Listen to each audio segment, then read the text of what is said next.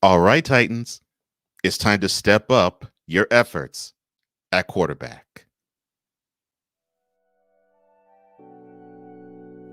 Cole Sports presents on the daily.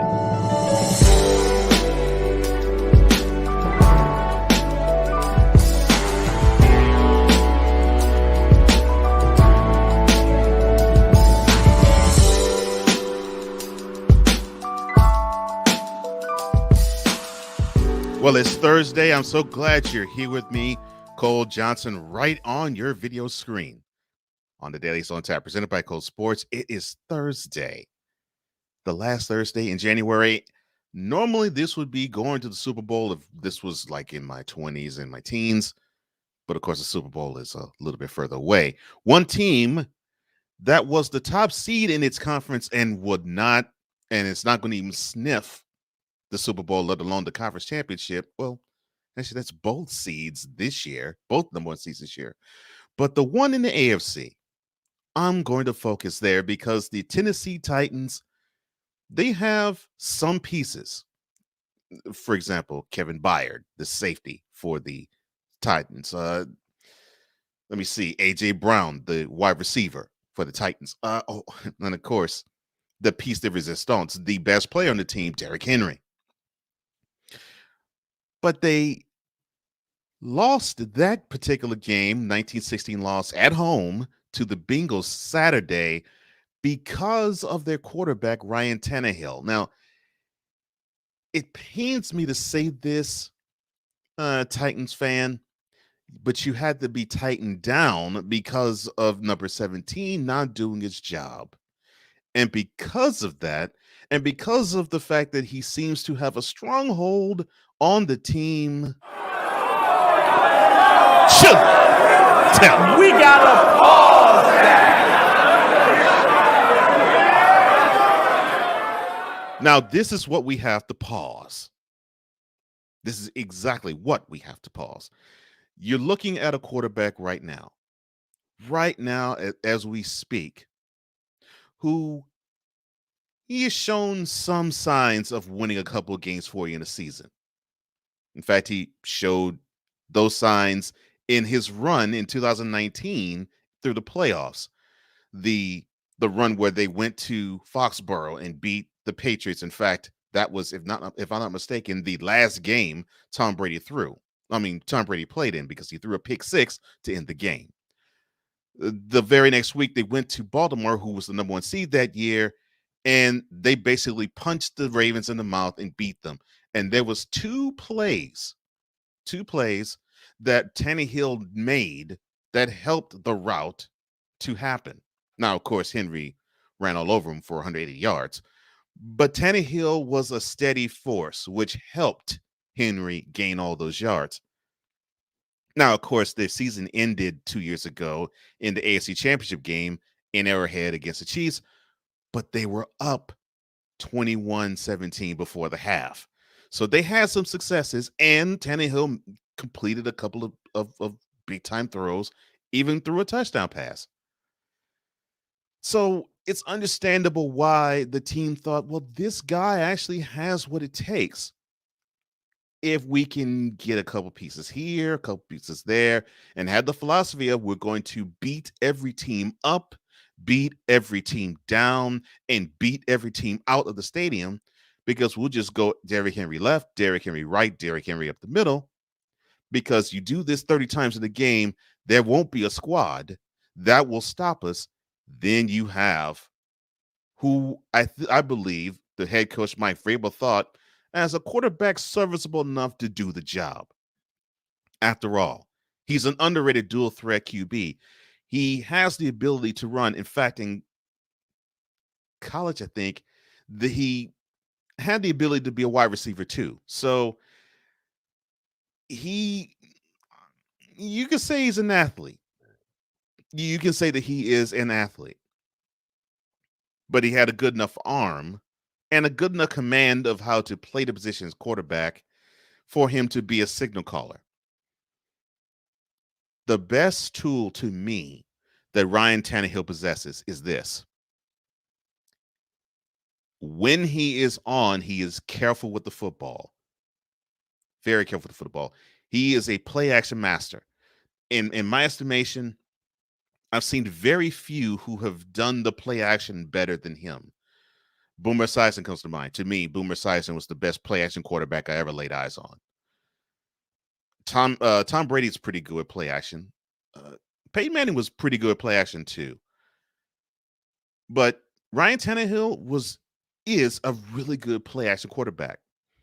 And because of the fact that he could sell the run with a team that loves to run, he also has an arm to throw it downfield because he could draw those 8 in the box type of plays, and he can throw on top of them because he can throw 40, 50 yards downfield because he has a pretty good arm, pretty strong arm.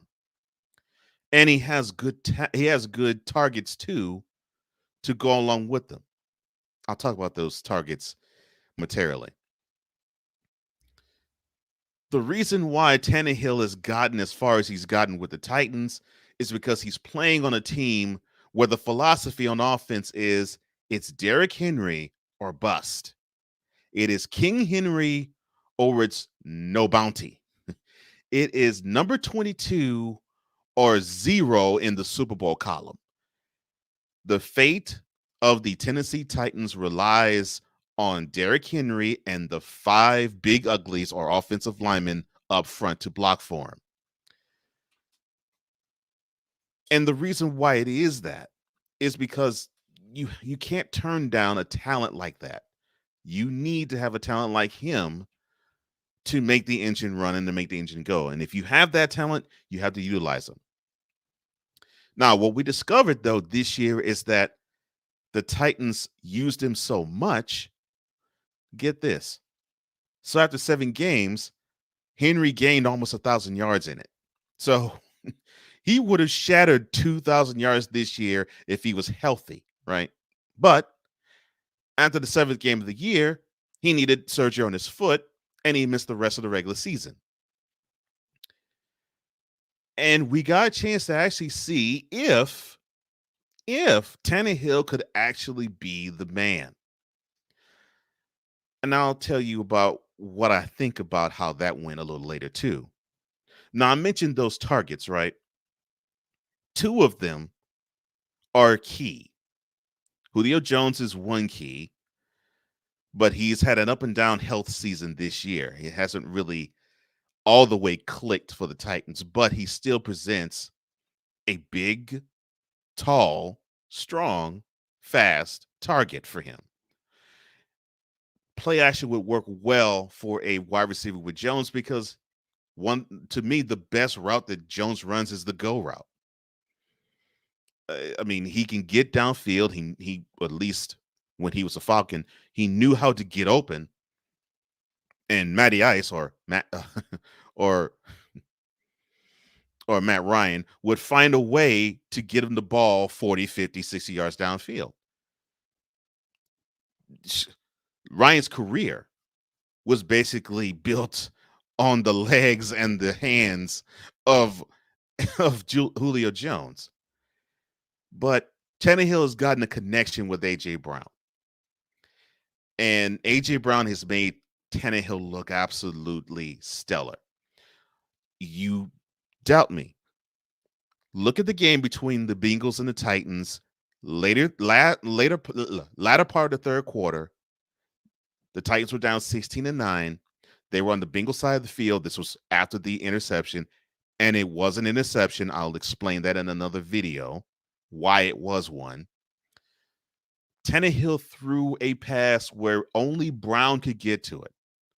It was going to be Brown or it was going to be an incomplete pass. And Brown was so slick with it, he corralled the ball with his left arm, caught it and corralled it in his left arm.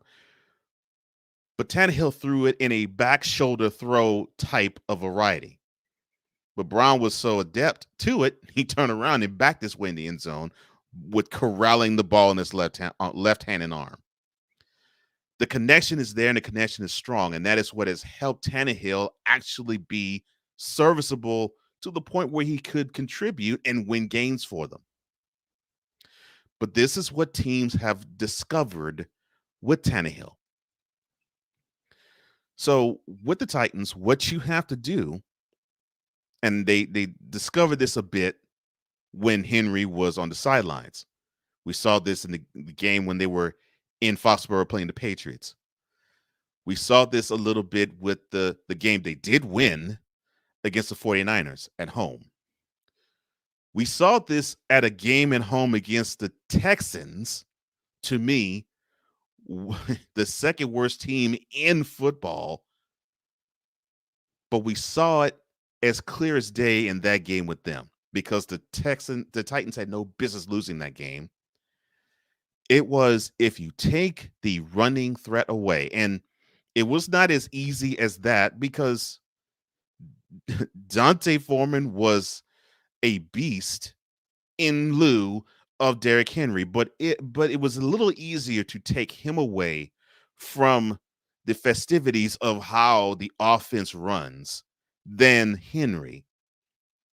So if you took the running threat away, teams are saying, okay, well, we're going to let number 17 beat us. We're going to let Ryan Tannehill beat us. And he found that there were some times where he couldn't do it. And then there were times where he really could not rely on a target at all to do it.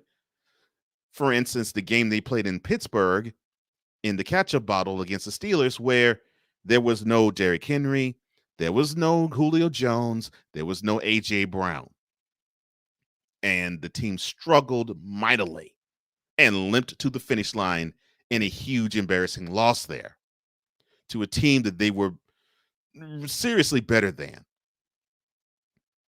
So the prescription was already laid. Now comes the team that would actually execute it correctly. And that team happened to be the Bengals. Because what did they do?